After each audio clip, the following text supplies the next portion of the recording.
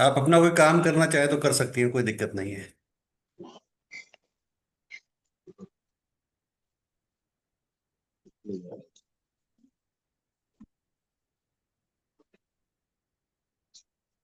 चलिए स्टार्ट करते हैं। ओ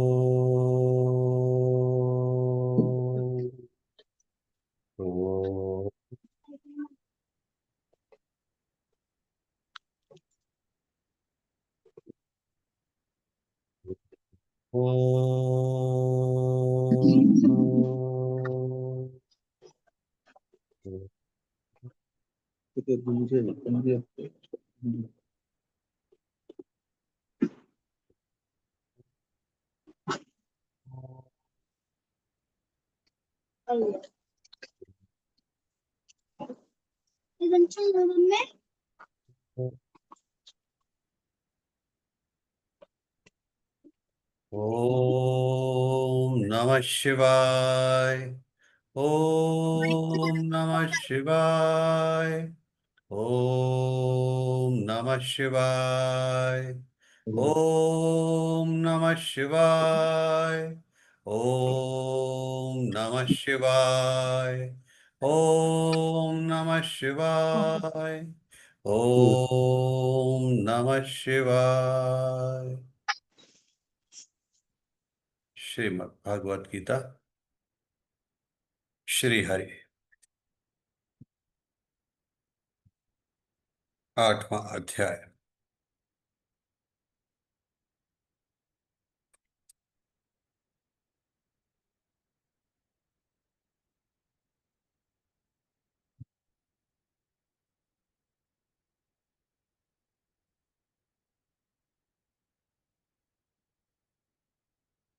अथाष्टमोध्याय। अर्जुन उवाच। अर्जुन ने कहा कि हे पुरुषोत्तम, वह ब्रह्म क्या है, अध्यात्म क्या है, कर्म क्या है, अधिभूत नाम से क्या कहा गया है और अधिदेव किसको कहते हैं। हे मधुसूदन, यह अधियज्ञ कौन है और वह शरीर में कैसे है, तथा युग चित वाले पुरुषों द्वारा अंत समय में आप किस प्रकार जानने में आते हैं। श्री भगवान उवाच। श्री भगवान ने कहा कि परम अक्षर ब्रह्मा है। अपना स्वरूप अर्थात जीवात्मा अध्यात्म नाम से कहा जाता है, तथा भूतों के भाव को उत्पन्न करने वाला जो त्याग है वह कर्म नाम से कहा गया है। उत्पत्ति विनाश धर्म वाले सब पदार्थ अधिभूत हैं। हिरण्य में पुरुष अधिदेव हैं। और हे देहधारियों में शेष अर्जुन, इस शरीर में मैं वासुदेवी अंतर्यामी रूप से अधियज्ञ हूँ। जो पुरुष अंतकाल में मुझको ही स्मरण करता हुआ शरीर को त्याग कर जाता है, वह मेरे साक्षात स्वरूप को प्राप्त होता है, इसमें कुछ भी संशय नहीं है। हे कुंती पुत्र अर्जुन, यह मनुष्य अंत काल में जिस जिस भी भाव को स्मरण करता हुआ शरीर का त्याग करता है, उस उसको ही प्राप्त होता है, क्योंकि वह सदा उसी भाव से भावित रहता है। इसलिए हे अर्जुन, तू सब समय में निरंतर मेरा स्मरण कर और युद्ध भी कर। इस प्रकार मुझ में अर्पण किए हुए मन बुद्धि से युक्त होकर तू निसंदेह मुझको ही प्राप्त होगा। हे पार्थ, यह नियम है कि परमेश्वर के ध्यान के अभ्यास रूप योग से युक्त दूसरी ओर ना जाने वाले चित्त से निरंतर चिंतन करता हुआ मनुष्य परम प्रकाश रूप दिव्य पुरुष को अर्थात परमेश्वर को ही प्राप्त होता है। जो पुरुष सर्वज्ञ अनादि सबके नियंता, सूक्ष्म से भी अति सूक्ष्म, सबके धारण पोषण करने वाले अचिंत्य स्वरूप, सूर्य के सदृश नित्य चेतन प्रकाश रूप, अविद और अविदा से अति परे शुद्ध सच्चिदानंद घन परमेश्वर का स्मरण करता है, वह भक्तियुक्त पुरुष अंत काल में भी योग बल से भ्रकुटी के मध्य में प्राण को अच्छी प्रकार स्थापित करके फिर निश्चल मन से स्मरण करता हुआ उस दिव्य रूप परम पुरुष परमात्मा को ही प्राप्त होता है। वेद के जानने वाले विद्वान जिस सच्चिदानंद रूप परम पद को अविनाशी कहते हैं, आसक्ति रहित यत्नशील सन्यासी महात्मा जन जिसमें प्रवेश करते हैं, और जिस परम पद को चाहने वाले ब्रह्मचारी लोग ब्रह्मचार्य का आचरण करते हैं, उस परम पद को मैं तेरे लिए संक्षेप से कहूंगा। सब इंद्रियों के द्वारों को रोककर तथा मन को हृदय में स्थिर करके फिर उस जीते हुए मन के द्वारा प्राण को मस्तक में स्थापित करके परमात्मा संबंधी योग धारणा में स्थित होकर जो पुरुष ओम इस एक अक्षर रूप ब्रह्म को उच्चारण करता हुआ और उसके अर्थ स्वरूप मुझ निर्गुण ब्रह्म का चिंतन करता हुआ शरीर को त्याग कर जाता है, वह पुरुष परम गति को प्राप्त होता है।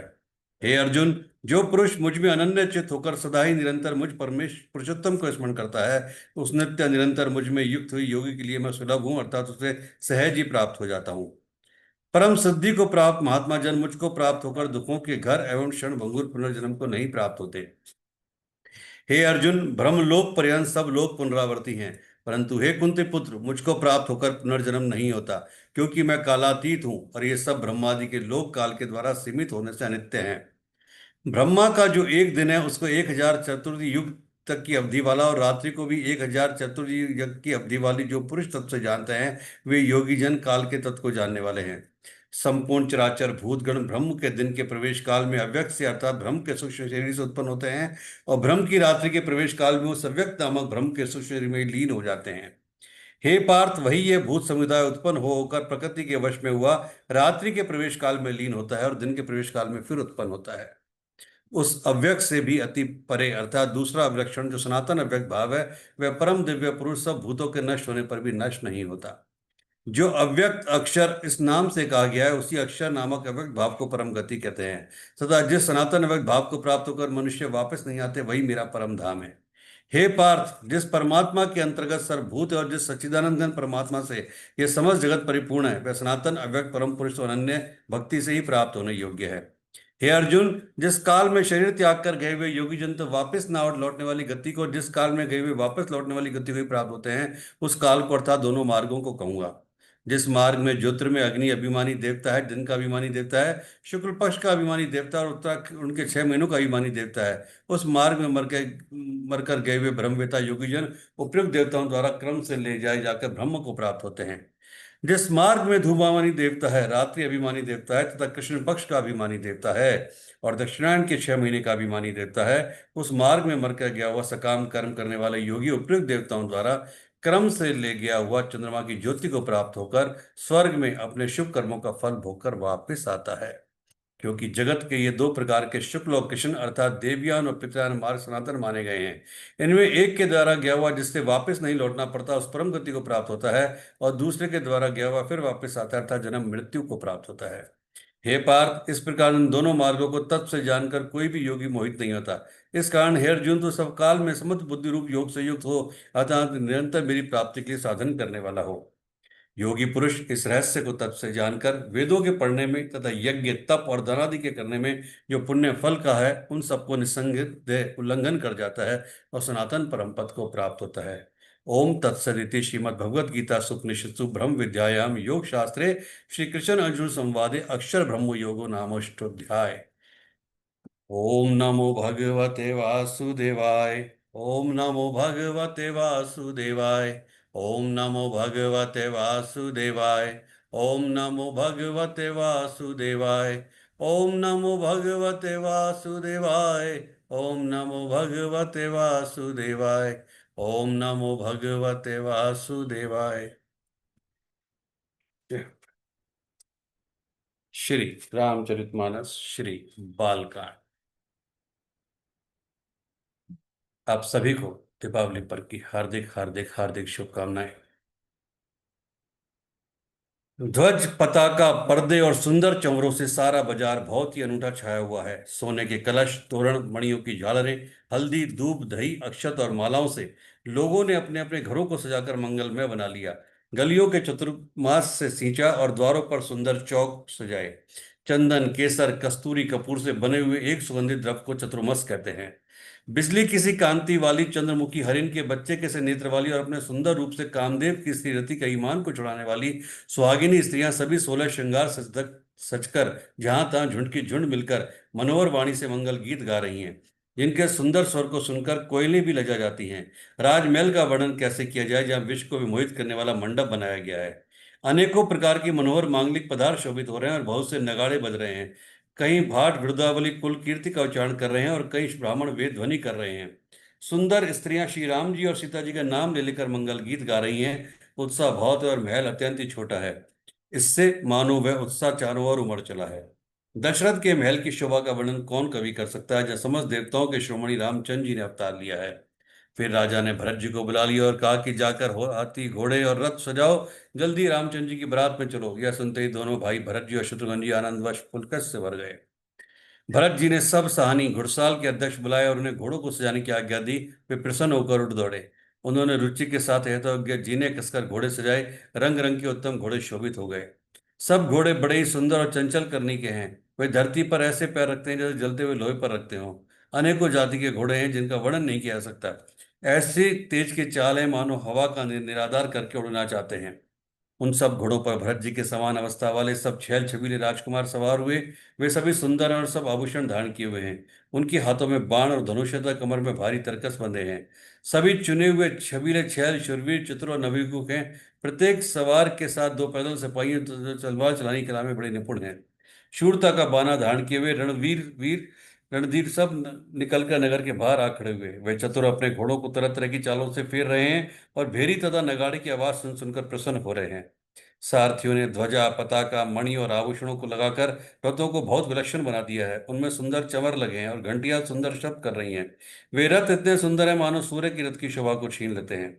अगणित श्याम कर्ण घोड़े थे, उनको सारथियों ने उन रथों में जोत दिया है जो सभी देखने में सुंदर और गहनों से सुशोभित हैं और जिन्हें देखकर मुनियों के मन भी मोहित हो जाते हैं। जो जल पर भी जमीन की तरह ही चलते हैं। वेग की अधिकता ने उनकी टाप पानी में नहीं डूबती।